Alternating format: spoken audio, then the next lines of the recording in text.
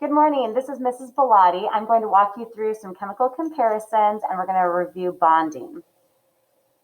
What I would like you to do is, as you work through these slides, just take a look at the two slides side by side and think about what's alike about them, what's different.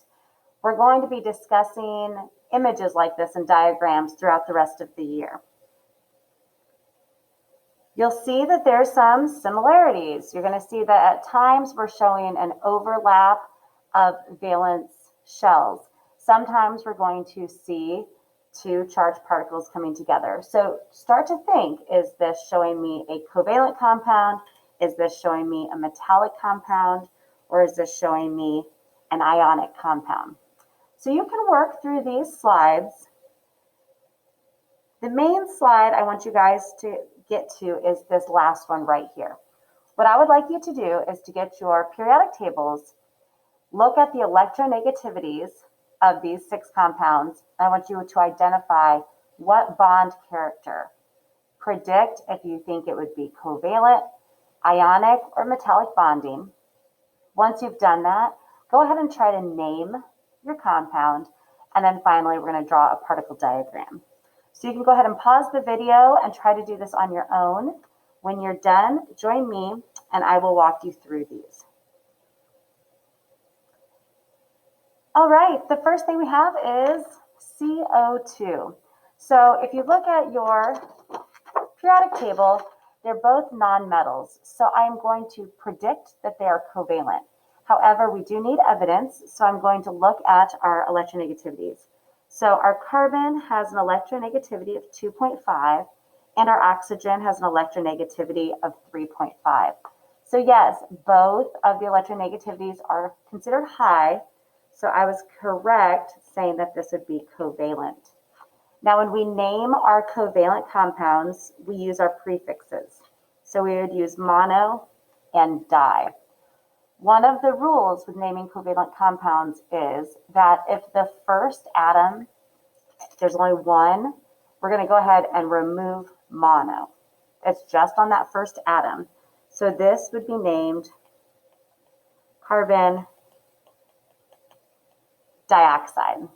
So this one, pretty easy, but let's go ahead and take it a step further. We now know how to do Lewis structures. Carbon has 4 valence electrons.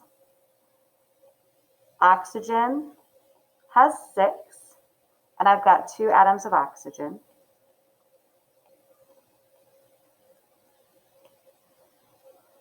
For this molecule to be stable, we need full valence shells for all 3 atoms.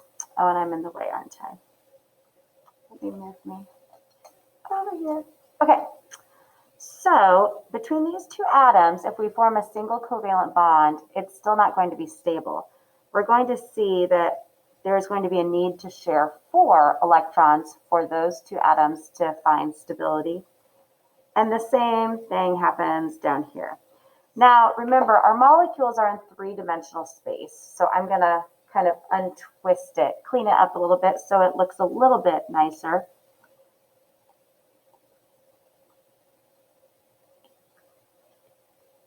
My carbon forms a double covalent bond with this oxygen and a double covalent bond with this oxygen. Later today in the in-person agenda and the virtual agenda, you guys are eventually going to learn how to predict the shapes of these as well. All right, let's try another one. This one's interesting. It's a charged particle. Anytime it's a charged particle, this is definitely an ion. Now, if this ion comes into contact with a positive cation, an ionic bond will form. But that's not what I'm asking right here. Right now, I'm just looking at what's happening on the inside of my particle. So I've got this particle with a -2 charge. Let's break it down and see what's happening between the sulfur and the oxygen. Sulfur has, let's see, an electronegativity of 2.5. Definitely high, and oxygen is 3.5. Both of those are considered high electronegativity. So once again, I've got covalent bonds. The problem, not really a problem, it's just I'm not going to name this sulfur tetraoxide. because that would imply that there was no charge. This is a charged particle. Anytime you have a charged particle, you just name it based on whatever the ion is. In this case, SO4 with a -2 charge is sulfate. So this is the sulfate ion. Anytime you've got ate or ite, it's probably hard for you guys to know what I'm saying with my mask. Ate or ite, that's going to tell you that you're dealing with a polyatomic ion. Now, how do we draw the particle diagram for this? So yes, sorry, it is definitely a covalent bond character on the inside. So when I diagram this, I want to show an overlap of orbitals. So I'm going to go ahead and draw my sulfur.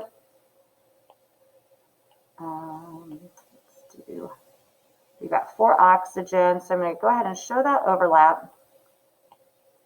I'm going to put a circle around my entire polyatomic ion and make sure I identify that it is a charged particle. All right, let's try another one. Calcium and 2-chlorine. Calcium's a metal, chlorine's a nonmetal. I am going to predict that it's ionic, but now I need evidence to support that. So I'm going to look at my periodic table. Calcium has low electronegativity, 1.0, and chlorine has high electronegativity, 3.0. So that supports my prediction that it would be an ionic bond. With ionic bonds, they will always form in the same ratio, meaning anytime calcium and chlorine come together and form an ionic bond, it will always be in a 1:2 ratio because it forms a neutral compound.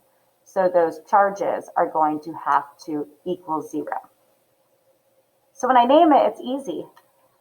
I just name the positive cation followed by the negative anion. Now, the only thing to look out for, not the only thing, but one of the things to look out for is, remember, our positive cations down here that have Roman numerals, that's part of the name. The Roman numeral has to show up in the name or it's not accurate. How do we draw this? Well, we've been doing this for a while. Look at calcium. Calcium has 2 valence electrons, so when it forms a stable ion, it will have a positive T charge. And chlorine is going to touch the calcium. Chlorine has 7 valence electrons, so for it to become stable as an ion, it is going to have a -1 charge. And we're just going to show these particles touching. Okay, let's try another one. All right, this one's interesting. We have iridium. Iridium is number 77, so it's kind of right in the center of the transition metals. It's a metal, and fluorine is a nonmetal. So I am going to predict that it's ionic. Right? Metal, nonmetal, let's predict it. But now we need evidence to support my prediction. But you look at iridium, it has an electronegativity of 2.2. Fluorine has 4.0. We're going to see that this is actually more covalent in character than ionic. This bond is actually covalent. I know. I predicted the wrong thing too. Okay, so the name of this, we're just going to use our prefixes, mono and hexa, since it would begin at monoiridium. We drop the mono, right? We'll go straight to iridium, hexafluoride. Now, how in the world do we draw this? Whew. This is a transition metal, and we've talked about how the ions are hard to predict. Well, with Lewis structures, I'll tell you that it's really hard to fully understand how many valence electrons are available for bonding. This one is one that you may need to look up how to draw. We talked about it briefly. There's something called hypervalence, but it's when there ends up being extra valence electrons And this is one of those situations. Iridium forms 6 bonds with fluorine. It does have hypervalence, which means many, maybe too many electrons in that valence shell. But it does exist and it is stable. Don't worry, I would not expect you to be able to do this Lewis structure if it was on an assessment. Okay, we've got 2 more to work through. If you're still watching, I'm proud of you. Stay the course. All right, iron and lead. They're both metals, so I'm going to predict that it's a metallic bond. Iron has an electronegativity of 1.8, and lead has an electronegativity of 1.8. Very low. Both of them have pretty low electronegativity, so I'd be correct in saying that it is a metallic bond. We are not going to worry about naming metallic bonds or drawing the particle diagrams.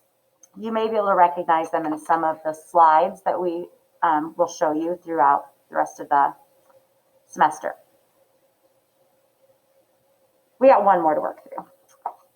This is 2 polyatomic ions. The more frequent you use polyatomic ions, the easier it's going to get for you to recognize that overall they're polyatomic. Some of you could possibly look at it and right away identify, oh, I recognize this is the ammonium ion and this is the hydroxide ion. Some of us can't. So we'll start with electronegativity like we usually do. We have 3.0, 2.1, 3.5, and 2.1. So we're going to see that these 2 atoms are going to be covalently bonded, and these 2 atoms are going to be covalently bonded.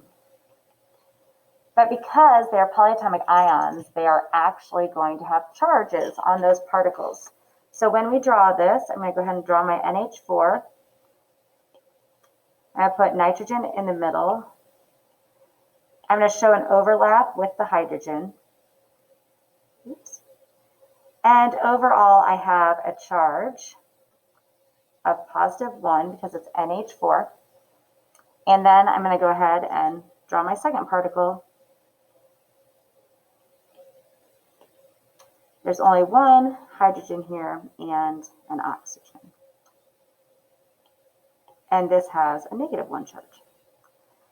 So yes, 2 covalently bonded polyatomic ions come together, and this would be an ionic bond. So we just name it